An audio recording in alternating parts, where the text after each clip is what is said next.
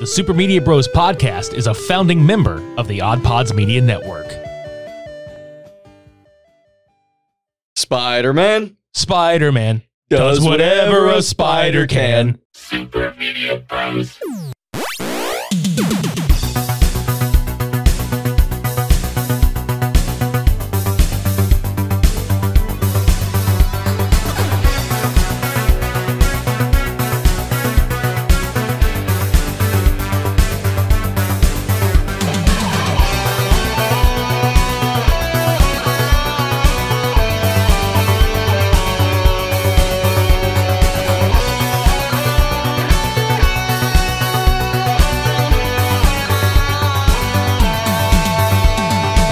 God damn, they actually turned one more day into a decent storyline. Yeah, they really did. Like, I ain't gonna lie, like, I hated that story in the comics. The artwork was great, though. I mean, they had that going for it, but...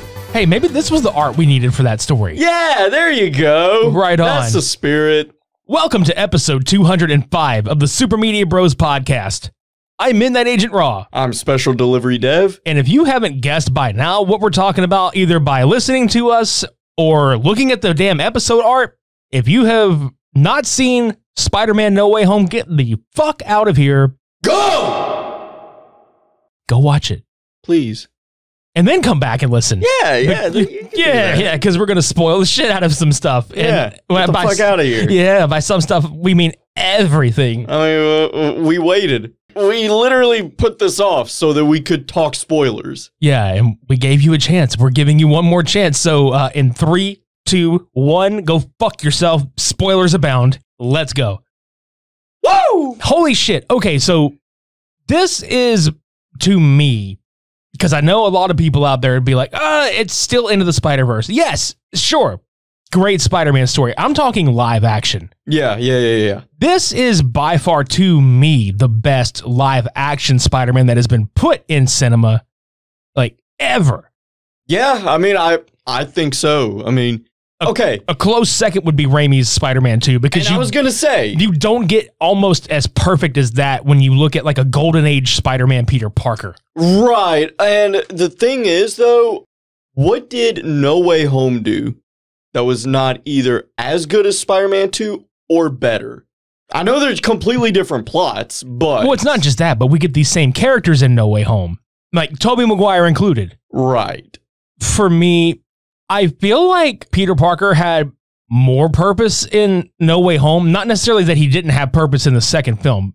Peter Parker is always at odds with himself, and I thought the second one was a great, like, okay, my friend is this scientist who is terribly in need of serious help, but is taken over by this invention of his. And as we know, Otto Octavius was never really a bad person. No, not at all. And that's the conflict that I've always liked about Parker and most of his villains, is that there is some kind of personal connection where he needs to save them. In this one, I don't think... Okay, so the MCU Peter Parker, well, I think we can agree, has an entirely different presence about him. Right. It's not the Peter Parker that we're necessarily used to, because the way that I look at the MCU is its own Earth, it's its own story. Like, as you could look at the Amazing Spider-Man, the Ultimate Spider-Man, and then like classic Spider-Man comic runs. They're all different. Yeah, I would say Andrew Garfield's is more like Ultimate Spider-Man than anything. It is. And dare I say, and I might get shit on for this, but dare I say Andrew Garfield's character is probably the most comic book accurate Peter Parker Spider-Man if we're going that route. I'll have to think about that, because I'm talking about him portraying it as Ultimate Spider-Man, because, dude, Ultimate Spider-Man was a quippy prick. Oh, yeah, he was. It's just like, as far as, and I know this is done to death, but the whole skateboard thing, everything like that. But then again, timeline-wise, in 2012, all of the kind of weird kids in high school were skateboarding through the hallways. Yep. So I understand the criticism, but I also can defend it. I'm indifferent towards it. But as far as like definitive, we can all agree on something. I don't know who. It's so tricky. We're never going to be in 100% agreement on Spider-Man. And Devin's not talking about he and I not being in agreement. This is literally everybody. Oh, yeah, because you and I both agree on Spider-Man. Yeah. And My take has always been this. And it's not even, up until this movie, I thought this. I still think this, but I feel like this movie really brings these things out. I always thought that Tobey Maguire was a better Peter Parker than he was Spider-Man. And I'm not saying that any of these actors are bad at either Parker or Spider-Man collectively. I know where their strengths are, and one might be stronger than the other. Like Garfield is, I think, a better Spider-Man under the mask. This movie, however, this gave him an opportunity to be the Peter Parker we knew he could be. Right. Because goddamn, I cried every minute that motherfucker was on screen. There is just something so charismatic about him. I was about to say, the man was oozing with charisma. The minute he ripped his mask off the first time, I was like, oh shit, that is Andrew Garfield, isn't it? And he's just so believable. Not that Tom or Toby are not believable. Andrew has this weird sense of, I think this comes from a lot of his stage acting. That man just knows how to carry that emotional weight. God damn.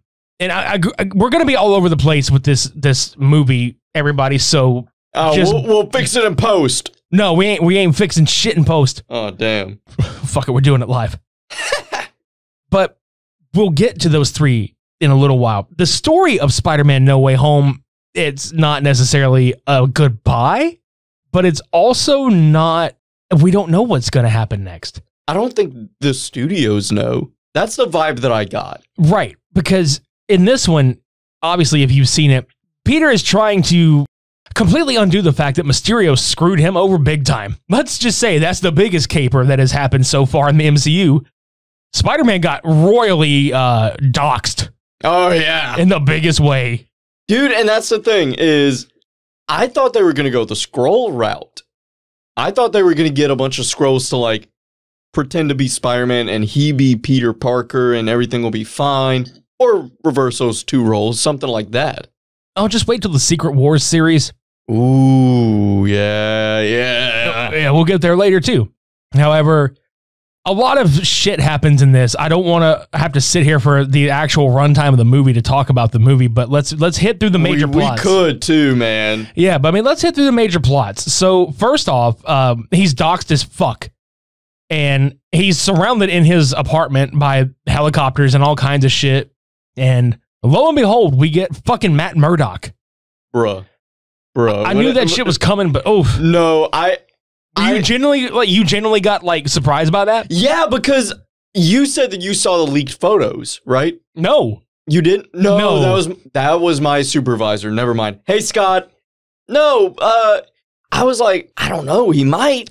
The leaked photos I saw were Toby and Andrew. But dude, last year, whenever I interviewed Pilot, I fucking said that shit. I said these motherfuckers are going to be there. This was before I saw anything. You knew it was coming. So the Matt Murdock thing was just rumored. Right. But I believed it. I wasn't sure. And as far as like the 3 Spider-Man thing goes, there was a small part of me that thought, okay, we're going to get 3 Spider-Man, all right. Motherfucker, they're going to take their mask off and it's going to be 3 fucking Tom Hollands. I thought they were going to pull that shit. I'd have been so mad, dude. Oh, I would have been too, but I would have been like, all right. Let's see it a second time. Let's see if my opinion changes. Let's see what the movie was for what it was. I was expecting that. I'm not going to lie. No, dude, seeing Matt Murdock, just as soon as I saw the cane flop down, I was like, yes. That's whenever I was like... And not just Matt Murdock, like the Matt Murdock, Charlie Cox. Dude, I was so fucking happy because, like, I can't picture anybody else doing that role anymore. Same. He's too good. God damn. Oh my God. I was so fucking happy. Oh, just wait till you see Hawkeye. Boy. Mm-hmm. You act like I ain't. No, I'm just saying, like, people out there, if you haven't seen Hawkeye yet, okay, anyway, I'll go on with the Spider-Man. Yeah. So I'll be spoiling that too. Right, but I love the scene where they're sitting there at the table and he basically tells Peter's like, well, I got your charges dropped, and then that brick flies through the window and he just catches it. Dude. I geeked out so fucking hard. He's just like, how'd you do that? I'm a really good lawyer. Yeah, he is. And that's all you needed of Matt Murdock. Yeah. It's just like, here, sprinkle, he's here. Yeah, like, make sure that everybody knows this character is in this universe. But also, this is Spider-Man's movie. Right. Because the big takeaway that a lot of people have had until this movie is that MCU Spider-Man needs to piggyback off of the MCU. And so they did this perfectly where it's like, we have this little fan service moment, but Peter Parker is still Peter Parker living his life. Yeah. And being just either people are supportive of him or people are just dogging the shit out of this poor guy. Yeah. And he eventually just is just like, I can't do this anymore. So he goes to visit Doctor Strange at the Sanctum Sanctorum.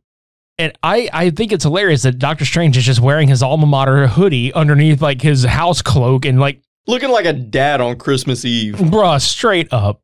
You gotta love it though. Oh yeah. They really could not have cast Stephen Strange any better than Benedict Cumberbatch. He's so good. Man, he's so good. Like that's everybody in the MCU for me. I feel like everybody that's been cast is just perfect for their parts. Fucking Wong just sitting there like, this ain't my problem. Yeah, he just leaves, bro. He leaves every time. And I love the explanation as to why he is now the Sorcerer Supreme. Right, because Strange got fucking blipped. Yeah, like, it's so dumb, but I love it. But it makes sense, though. Yeah, it's a nice little loophole where he's just like, oh yeah, we got blipped for 5 years and disappeared, and he picked up the title. I was like, oh, all right. So Parker winds up fucking the magic spell up after he eventually gets Strange to cast the spell because everybody's going to forget who he is. And he's like, wait, MJ is going to forget me. Aunt May is going to forget me. Ned's going to forget me. Literally everybody's going to forget me. Even Stephen Strange will forget him. And from there, he just fucks it up all over the place. And therein lies the massive fuck up. And we get everybody just kind of creeping their way into this movie. And I love the idea. And I told you this whenever the initial trailer came out. I love the fact that this whole mess started because Peter Parker couldn't shut the fuck up. Yeah, and Tom's really good at portraying that. Yeah. Like, he's really good, and I love the kid. I think he's a great Parker and Spider-Man, like, both. He absolutely nails that nervous high school kid that doesn't know how to just shut up when the moment comes to shut the fuck up. The whole thing where later on, whenever they're talking about, like, oh, so you had me change reality before you even talked to the dean? And he's like, when you put it that way. Because at that moment, I was like, you know what? A lot of times, I'm going to give this kid some shit for not thinking. I wouldn't have thought of that either. I ain't gonna lie. Yeah, the magnitude of the situation kind of overrode the brain function at that point. Okay, but you know me. What would I have done in this situation? Oh, you would have done the exact same shit, dude. You'd have panicked your ass off. I would have too. I would panic my ass off and like, wait, but I'm prone to it. Right. But dude, we get the Doc Ock scene because we slowly started seeing villains from the other movies coming in, which that was the big reveal in the trailers, which you got the pumpkin bomb and you got Doc Ock and then you got Electro. I mean, there were posters for these guys. Yeah. But I think it's kind of funny. I understand why they gave Dafoe and fucking Alfred Molina and Jamie Foxx the billing. Because my God, Rhys Ifans playing the Lizard and Thomas Hayden Church playing Flint Marko, they were just, I'm going to go ahead and say it, and I might get shit on for this, but oh my God, the Lizard looked like a very much afterthought. Because he was dark lit, because we know that dark lighting hides CG really well, and you know they didn't do his CG as well as it. Like the 2012 CG looked better than this. Yeah. Sandman looked cool though. Oh yeah, I liked. Okay, obviously when you think of the Sandman, you do think of not just the sand character, but you think of that iconic green striped shirt. Yes. A couple of shots of that would have been nice, but for what it was, I was like, yeah, I ain't going to complain about this. Right. And the fact that we actually got both of those actors at least voicing them. Right. So all five of them come into play, like even Norman Osborn, but the way he came out was brilliant. Okay, so two things about him. Number one, I love that they made his iconic purple hood make sense. Like, he just put on a hoodie and over time it got tattered up and he's still wearing it despite the armor. I loved that. Mm-hmm. They removed the mask. Because Yes. William Dafoe already looks like that, man. Willem Dafoe he's kind of like the Jim Carrey of serious actors where he can just rubberize his face. Dude, Can I point out a very good parallel shot when he smashes the fucking mask in the alley and he walks away?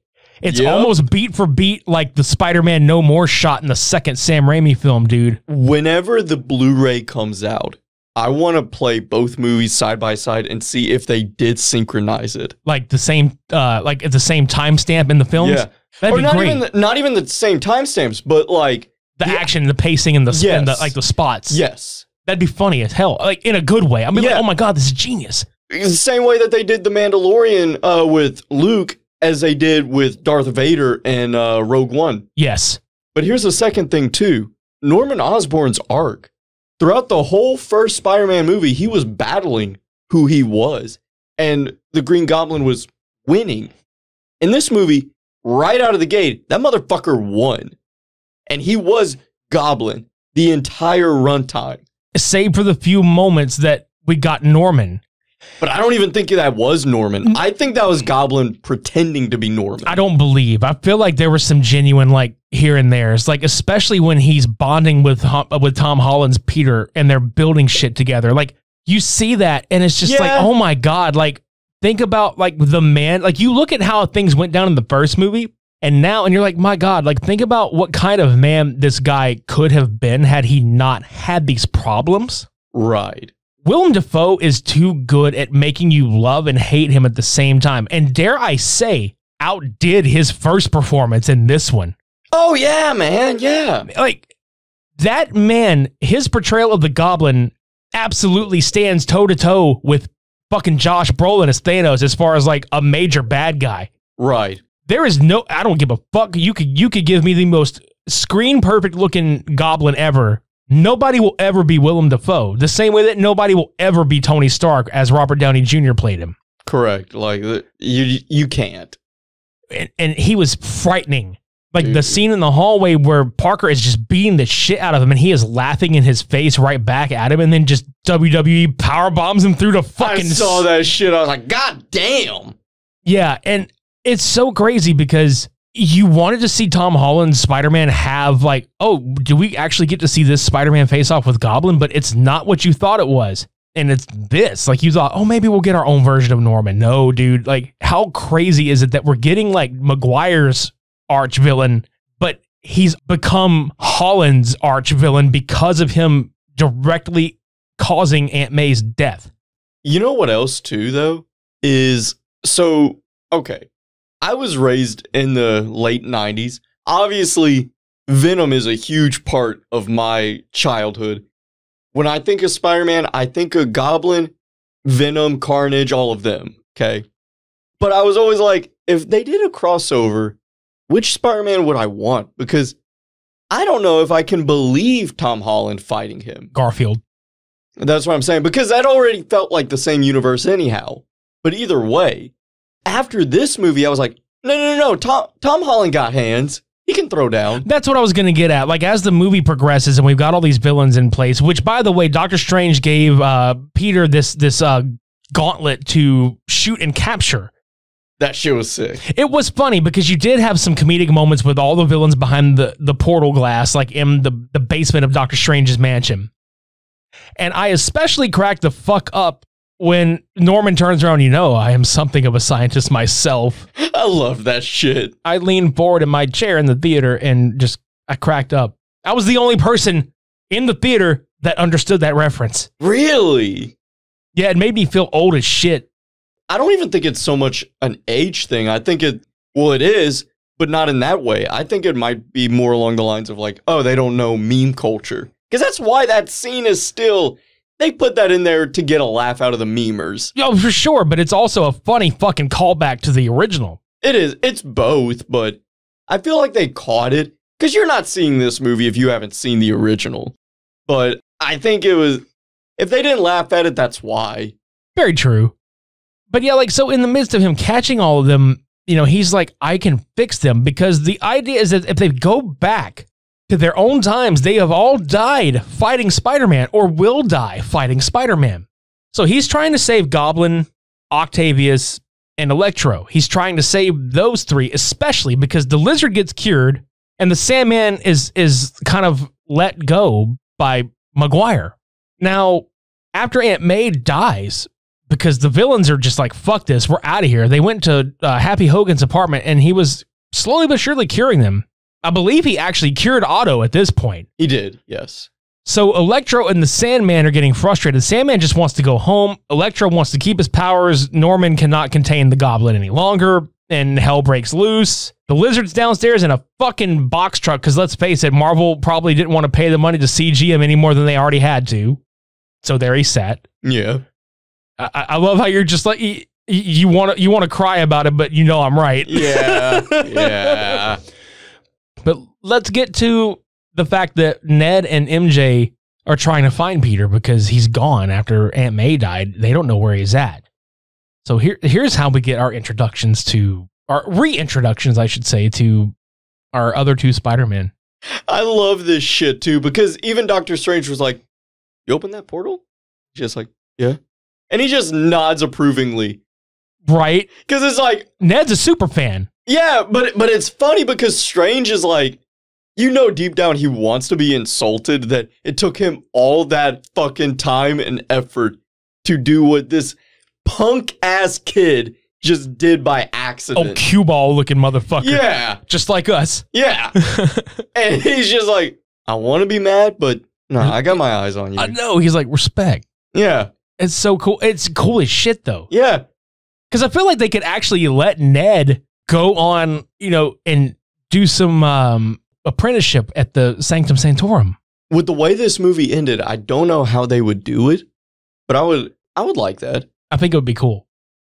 So they find Andrew Garfield first because they're like, Peter, and he just turns around, he's in an alley, and he just kind of steps through the, and you know it's him because the fucking costume is exactly the same as the second Amazing Spider-Man. Right.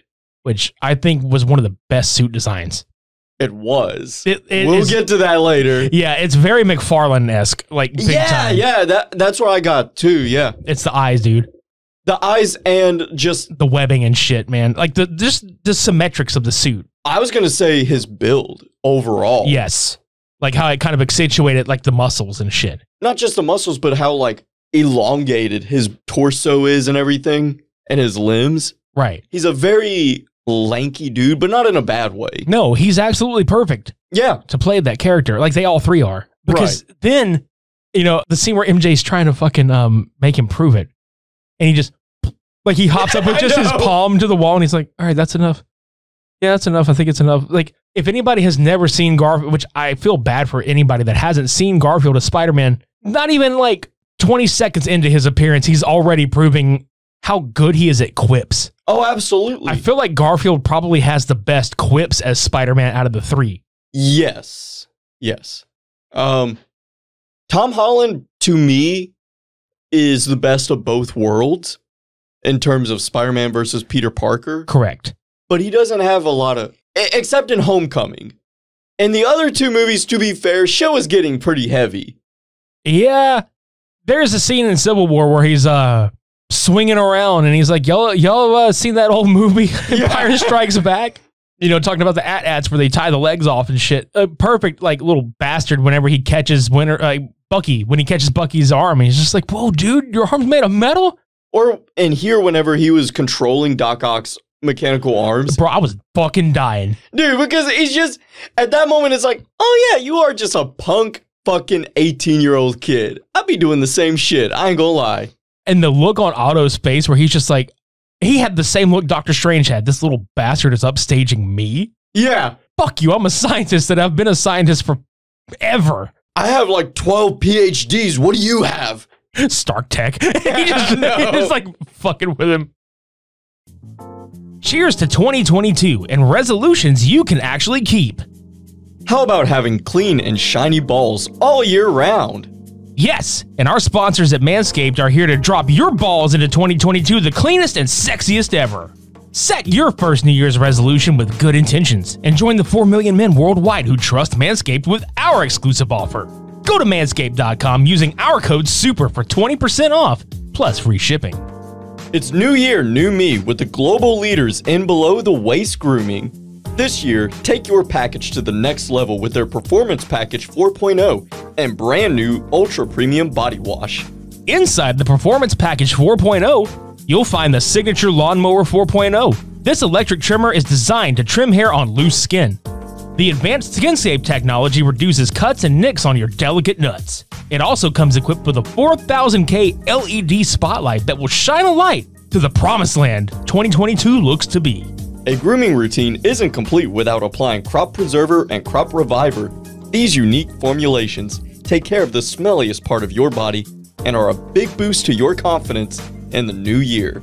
To complete the set, Manscaped is throwing in their Shed Travel Bag and Anti-Chafing Boxer Briefs as free gifts to keep all your goodies stored comfortably.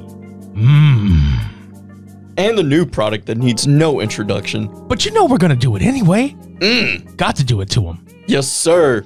The Ultra Premium Body Wash from Manscaped. It's the perfect addition to your daily grooming routine, but in the shower. I shower every day, and I hope that you do too. And sometimes. Only just sometimes?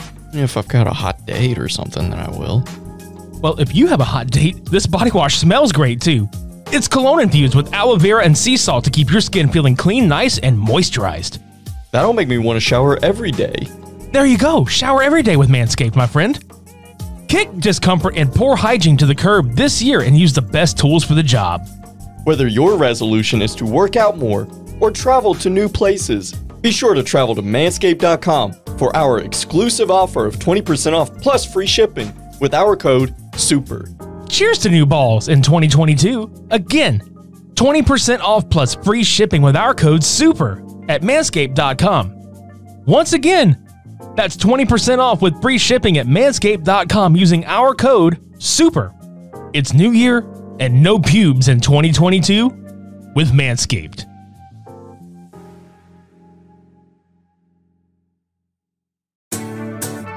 Hi, I'm Shannon. I'm Jamie. We're Married with Television, marriedwithtv.com. We are a couple of Hollywood normies on the outskirts of the film and TV industry, and we talk about our favorite TV shows, music, and movies, and sometimes they talk back to us. Sometimes they do. Our podcast is Married with Television, one word, on Stitcher, Spotify, iTunes, and SoundCloud. Possibly Amazon soon. And we are a proud member of the OddPods Media Network. Married with TV! MarriedWithTV.com.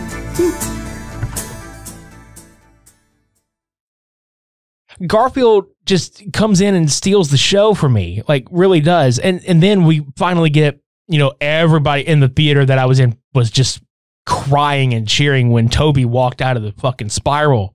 It's bittersweet. It's sweet because we all know why. Nostalgia, he's the OG, all that shit. But it's also bitter because it's like, but Andrew was great. No, I don't necessarily see it as bitter. I like because first off, Andrew is still young looking. He's almost 40. He's 38 years old, dude. So and he crazy. still looks like he's in his 20s. Dude, it's insane. And then I'm happy they didn't de-age Toby to make him match with how he looked in the other three. I'm glad they let him kind of be the older, more rugged veteran Peter Parker Spider-Man. He looked great. Oh, yeah. And the scene wherever he was talking about his back, not only was that a callback, pun intended, but also, like, it's like, yeah, you kind of old now. Right. And I like that they wrote in some things about these characters. First of all, the fact that Andrew Garfield's Spider-Man just kind of looks at him and is like, why are you dressed like a youth pastor? I know. Fucking died, bro. So they get with Toby and Andrew they're like, we need your help finding our friend. And they all start realizing, just even though they're different universes, how much the same they actually all are, because they show up to the top of the high school because that's where Peter wanted to get away from everybody that was fucking with him. God, I cried so hard because that poor motherfucker is just broken by this point. He's lost literally everything. Yeah. And that whole sequence where Maguire and Garfield are both sharing like the whole, we've been through some shit too. Garfield sitting there like, I couldn't save Gwen. And he's crying the whole time saying like, I just stopped pulling my punches as Spider-Man. That's kind of dark. Yeah. Because we know Spider-Man, if he really wanted to, could kill somebody in one hit. Oh, absolutely. Dude, The fucker punched Hulk into outer space, dude. there is no excuse as to why Doc Ock was still breathing after one fight with Tobey Maguire's Spider-Man. Uh-huh. Except for the fact that he pulls his punches. Exactly. And then Toby's sitting there talking about, as soon as Tom was just like, my Aunt May said that, with great power. And then when he finished it, I cried so much because he was like, you know that too? And he's like, that's what Uncle Ben said. And even like Garfield was like shaking his head like, yeah, Uncle Ben, that's what Uncle Ben told us. And I love that they gave the line to Aunt May. I always had originally hoped that Tony Stark would be the guy that does it, but I'm really glad they saved it until this one because it had so much more impact. Not only that, but that's like, God, just the idea that the whole movie really kicked in because Peter Parker just wanted to save these villains. Right. Knowing that they're evil. And that's who Peter Parker is. Right. And the way I look at the MCU Spider-Man is that this was all of these movies, all of these events that he was partaking in, be it in space, fighting with the Avengers, trying to just do his goddamn homework and balance life as Spider-Man, fighting Mysterio in England, getting his goddamn identity revealed to the world and figuring out how to save all these people and still have his life. It's all his origin story, dude. Yeah, it really is. Like, this is the most backstory, quote unquote, that we've gotten for Spider-Man in any of these multiverses.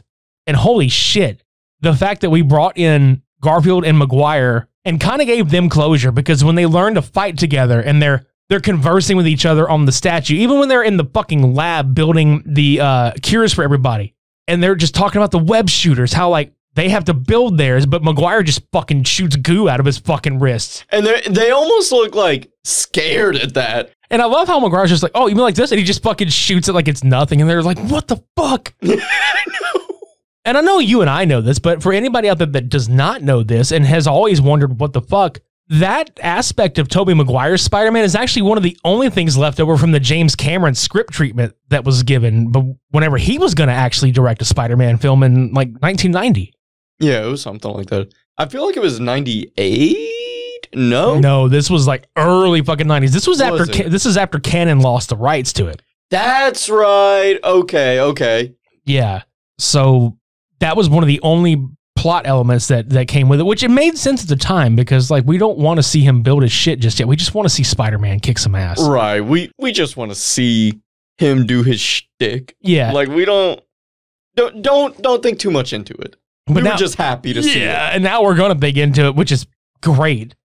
Because they're just like, what the hell? And I loved even at the Statue of Liberty when they're getting ready to like fight everybody. Garfield's just sitting there. He's like, man, you fought like an alien, like a black goo alien. You went to space. He's just like, I suck.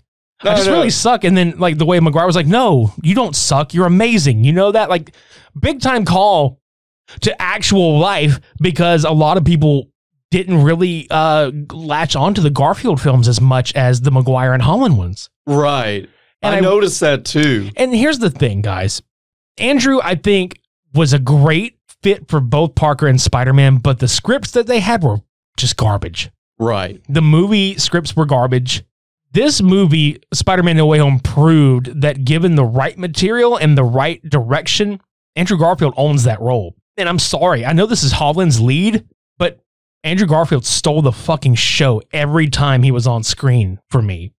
And it's time to admit that he got fucked hard out of that role. Big time. I like that they gave some closure to Maguire's Parker, how he's just kind of like, nah, I'm always going to be Spider-Man. I thought they killed him at first, and I was really pissed off. Oh, what? Whenever he got stabbed? Yeah, because the whole time Holland is like wrestling with wanting to actually murder the Goblin. And, Maguire and Garfield are just like, that's not who we are, dude. They all cure, and Doc Ock helps them, by the way, which I thought was fucking awesome. They cure all the villains. The line from Electro about, man, I thought you was black underneath that mask. I laughed so hard. And my man, Andrew Garfield fucking apologized for that shit. I know, but the way he did it was just great, though. He's like, I'm sorry. Like, because he was like, I genuinely let him down by being white. I'm so sorry. Right. But the line that he delivered. There's got to be a black Spider-Man out there somewhere. Dude. That is, I swear to God, if they do not bring Miles Morales in after that, I'm going to fucking throw a brick through the Marvel window and let Charlie Cox catch it and be like, I'm a damn good lawyer. I know, right? But seriously, like, they better bring Miles Morales in. And I'll get to who I think should do it in a little while, but let's go ahead and kind of, I guess, wrap up a little bit, unless you got anything else you need to add to this. Bruh, I can go on all day. We gotta pull the plug soon. Pull the plug like Maguire had to pull the plug on the fucking machine in the second Spider-Man. Whenever he's just like, like we can't. So here's the closure we get. He almost kills fucking Goblin, like straight up. He's gonna lift his glider and just stab him with it, and then Maguire stops him, and he's just like fighting him. And for a minute, I was like, "Oh God, please don't let them fight each other," because like Maguire is gonna not want to. It was that scene where they're just looking at each other, and he's struggling, like, and he didn't have to say anything. He's just like, "Don't do this. You don't want to do this." And he finally relents and just puts it down, and he stabs the cure into Osborn's neck. But with the immediacy of him falling to the ground and just being like, what happened? What did I do? Like, you already are just like, God, I feel sorry for Norman Osborn. Like, if he legitimately does not know what the fuck he did and what happened, like, that is a tragic character too. Yeah, because he blinked and now he doesn't know he's not even in the universe that he's supposed to be in. Right, and that's what's fucking all these people up, is that they just want to go home. They don't know what the fuck. Let alone like all the shit that he's done. Like he's fucked. Yeah. Now that they're all cured and we know that they actually don't die, Otto Octavius and Maguire have a really sentimental moment with each other on top of one of the Raptor, pieces on the Liberty, where he just looks at him and he's just like, Peter Parker, you're all grown up. And, he's just like, it's good to see you too, Otto. Like, I cried because I'm like, God damn it, finally, they can be friends again. Right, dude. Because Parker adored Otto so much because he just looked up to him. And he even looked up to Norman as well as a brilliant mind. He can have those relationships again with those two people.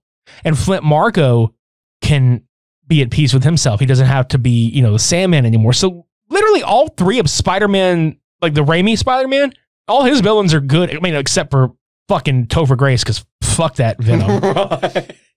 Like, that motherfucker deserved to be blown the fuck up. I love how they were just like, all right, so the Sinister Six, not that one. Exactly. They're like, yeah, fuck that one. And then Electro gets to live, but fuck their Goblin. Fuck the Amazing Spider-Man 2 Goblin. That shit was like garbage. Which is so weird. Such talented actors that had no chemistry whatsoever. I know, because Dane DeHaan is really good. Oh, yeah. Dude, I love him. Yeah, he's great, man. Their chemistry was like fucking oil and water. Yeah. It didn't look right. Plus, the script didn't make any sense. It's like, y'all are best friends, but y'all didn't even, like, what are you talking about? Exactly. But Goblin, before he gets cured, he stabs Maguire. I thought they were going to kill him. For a split second, yeah. Yeah, I thought so. I was so mad, too. At that moment, I was like, okay, now you got to stab him. I was like, now you got to stab the Goblin. But by the end of the, that whole sequence, it's funny because Andrew is holding him up, helping him. And, they're saying their goodbyes because everybody's, getting ready to be sent back, and they all hug each other. I'm like, oh my God, yes. Like, even the scene where Garfield was like, I love you guys. He's like, I always wanted brothers. I thought that was so fucking cool. Yeah. And they hug Holland, and he goes off, and they're slowly like dissipating back to their universes, and they're staring off in the same direction, and Garfield just like, you're in a lot of pain, aren't you? Oh yeah, I'm in a lot of pain. I laugh, and I thought it was cool because they let Maguire's Spider-Man be a little more goofy than he usually is, right? And that's that MCU treatment, dude. Dude, it was so nice because I forgot how good he was at that too. Yeah, Toby is a fantastic actor. Oh yeah, he is. Like, Pleasantville is one of my favorite movies, dude, and he's so good in that role. He's really good in the Cider House Rules. He was good in Brothers. I was about to say Brothers, yeah. Maguire can act any role. He's really good at Spider-Man. Garfield could act any fucking role he wants to. He's great at Spider-Man. Tom Holland is probably one of the best comic portrayals of any character. I really enjoyed this a lot because by the time the spell is cast everybody's forgotten him. And he goes to try to see Ned and MJ at the coffee shop as they're getting into their college, and they just don't know him. And it's kind of sad because he had a whole thing prepared how he was going to tell her. And that's the true Peter Parker thing where he's just like, no, I'm not going to fuck this up. They didn't say it, but if you are good at context clues, he dropped out of high school. Yeah. Like, oh my God, like genius Peter Parker dropped out of high school, has to get a GED because literally his entire school does not know who he is. So they couldn't even graduate him if they wanted to because he never technically attended the school. Dude, it's so fucking crazy. And his suit, I didn't know of how many people like actually caught this, but I know me and you did. His suit, it's comic book accurate, and it also took elements from Maguire and Garfield's suits as well. Mm-hmm. And I love that he's swinging and you see like the brightness of the blue. That was my thing, because in all the other ones, the suit was like red and navy. And I never, even as a little kid, I was like, oh, like I was just happy to see it, but I would have brightened it even as a child. Well, I mean, that goes back to the original, like when Steve Ditko was like, you know, still doing like, I mean, come on, Amazing Fantasy. It's black. It's red and black with blue shades of tint because that's kind of how it was meant to be. Right. But seeing like this version of Spider-Man, it's absolutely 90s Spider-Man. Yeah. And the way he kind of just, he swings off. He's like, you know what? I'm going to carry on. I don't know what I'm doing next, but I'm going to carry on and just continue fighting and, you know, being Spider-Man. It's almost like a fourth wall break in a way. A little bit. And here's where we get to the post-credit sequence. Now, if you have not seen Venom Let There Be Carnage, you probably actually should. Because at the ass end of that one, Eddie Brock and Venom are transported to the MCU. At the end of No Way Home, Brock and the Venom symbiote are at a bar, just like talking to the bartender, literally getting filled in about Thanos, the Avengers, the whole nine. And they're like, oh, well, we got to protect the city. You know, we've got to find out who this Peter Parker guy is. We got to go find him because lest we forget, Brock can't actually forget that he knows who Peter Parker is because the symbiote is actually like immune to a lot of cosmic shit. Mm-hmm. So the symbiote will always remember Spider-Man as Peter Parker because that variant of that symbiote has seen tons of multiverses. Right. But when they get sucked back into their own universe, there's a droplet of symbiote left on the bar in the MCU. This is where we're sitting here like, where do we go? I have a theory. May not actually be what happens, but I do have a theory.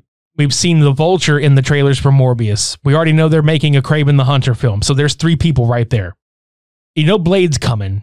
I don't think that will really do anything here, but you've got Vulture, Morbius, and Venom, and Kraven. There's 4 people right there. Who do you want to see go against these villains? Do you want Holland or do you want Garfield? Because I think Maguire is just wrapped up. Like that was his that was his swan song. I think so. But a lot of the internet people, and myself included, really would love to see Garfield get another shot. Because if we're going to open up the multiverses and shit, this is the perfect way for them to be like, okay, let's let the MCU Spider-Man just kind of rest for a little bit. We finally get our Sonyverse we were trying to build with Garfield before we shot ourselves in the foot. I'm asking you across the desk from me, what do you think? What would you like to see? Would you like to see Garfield or would you like to see Holland? Both. I don't think there's any reason why you can't do both. I mean, you could, but my theory about Garfield doing it would be that's where we find Miles. Why can't it be Andrew Garfield that mentors Miles Morales? Yeah. Holland is too young. Now, would you have Garfield Spider-Man die? No, because in the PlayStation 4 Spider-Man, he's alive. Yeah. He's very much alive. I was wondering if you were going to go the comic route or the game route. No, I would go the game route because there's no reason, like you just said, there's no reason why they couldn't do Holland and Garfield. There's no reason you can't do Morales and Parker together. Okay. Because it would be kind of like this, where it might take the 2 of them to fight that amount of people. Right. So maybe that is what gives Garfield's Spider-Man more purpose for going on. Think about that. What if there was a scene where Garfield Spider-Man is just waylaying somebody, not pulling his punches, and Miles is the one to stop him? Yeah. Like you're Spider-Man, you don't do this. Yeah. I mean, it could happen. I don't know if that's what's going to happen for sure. There's a ton of different directions they could go with this, though. Oh, yeah. If they were to continue the Holland stuff, would you want to see him do completely different villains in the MCU, or maybe see him do more group adventures with the Avengers? Or do you think it's time that we see the Spider-Man he should have been, where he's not aided with Stark Tech? He's got his own shit. He's on his own, and he's got the fists. He can throw fucking hands. We know this. I think they're gonna go that route anyway. Yeah. As far as like crossovers, dude, that's the thing about this. It's a beautiful way that they made this. They can have him flip-flop from studio continuity to studio continuity. Right. It's just a matter of, how do you cross the multiverse barrier again? Or maybe it was never truly closed. I don't think it was. And also, Tom Holland's Spider-Man is still in the MCU universe. They just don't know who he is. So what I would do, have the college trilogy, okay, where Peter Parker is going through college, bouncing around with, Spider-Man shit. Maybe he meets Gwen Stacy. See, I was thinking that too, or Felicia Hardy. Either way, something along those lines.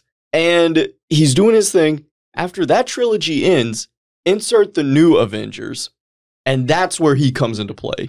Right, where he's the leader. He's the old wise man at this point. Because at this point, that's 6 fucking movies. He graduated college. That's Spider-Man. And Tom Holland has even said he doesn't necessarily want to keep, playing this character forever. Maybe, like... Motherfucker, you're done when we say you're done. Exactly. We own you now. I know, like, dude, the fact that this movie in a post-pandemic, because that's what they're calling it, but let's be honest, we're still in the middle of one. Motherfucker, a new variant just came out. What? Exactly. This movie, dude, made $1.181 billion against a $200 million budget as we're recording this right now. I'm telling you, man, this movie is making bank. This is the highest grossing Spider-Man movie. That tells me they're definitely going to keep Tom Holland's Spider-Man in the MCU. They're not done. They're not going to lose the money on that shit. And something else tells me that they're going to double down and probably, like, they've even talked about, like, they were courting Andrew Garfield for multiple Spider-Man projects. Yeah. There's no way you make this much money and lose all of them. Right. So I think that's all I have to say. I know we didn't really like spoil like a lot of the everything, but I mean the major plot points for sure. But God, if you've listened to this and you still haven't seen the movie, like still go see it. It's absolutely worth seeing a couple of times. I mean, more than a couple of times, but shit. Visit supermediabrospodcast.com for past, present, and future episodes. Check out oddpodsmedia.com for all the other shows on the OddPods Media Network. Subscribe to us on YouTube. Leave us a rating and review on Apple Podcasts, Spotify, GoodPods, or Podchaser. Buy some motherfucking merchandise. Buy it! You're done buying when we say you're done buying. Yeah, that's right. Follow us on social media. All the links are in the show notes below. Next week, we're coming back with Cult Cinema Showdown 90. Cool. It's going to be a fun one. I think it'll be a fun one. We're going to be talking about the Super Mario Brothers 1993 movie versus Future Cops. God damn it. I'm out of here. Oh, okay. I guess I'll just tell the rest of you what Future Cops is. Future Cops is a Hong Kong film that made use of the Street Fighter characters and some Dragon Ball Z characters and Mario and Luigi themselves. And it's pretty goddamn funny. It's more or less a battle of like who took the properties and, kind of messed them up a little bit, but they're still a little kind of fun to watch. I don't know. I think they're kind of fun to watch. Oh, wait. I heard that from over the door. Hold on. Like that's the characters like by name? Yeah. You're shitting me. No. Mario and Luigi and the Street Fighter characters. Yeah. By name. Yeah, I mean, they're supposed to be. It's like, hey, we're going to make a Street Fighter movie, but we're not going to call it Street Fighter. Does that make sense? I'm morbidly curious. Okay, I'll show you a trailer in a minute. Thank you so very much for listening. This has been episode 205, Spider-Man No Way Home. Until next week, I've been Midnight Agent Raw. I'm Special Delivery Dev. Shades on. We're off.